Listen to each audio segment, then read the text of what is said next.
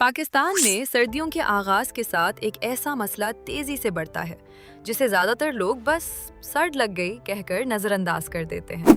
وہ مسئلہ ہے ڈرائی انڈور ایئر، خشک اندرونی ہوا۔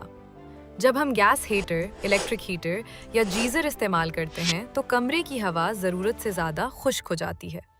تحقیق کے مطابق خشک ہوا میں وائرس زیادہ دیر تک زندہ رہ سکتے ہیں، جس سے فلو، کھانسی، سنسپین، نوز بلڈنگ، ڈرائی کاف، سکن ڈیمیج اور چسٹ انفیکشن تیزی سے پھیلتے ہیں۔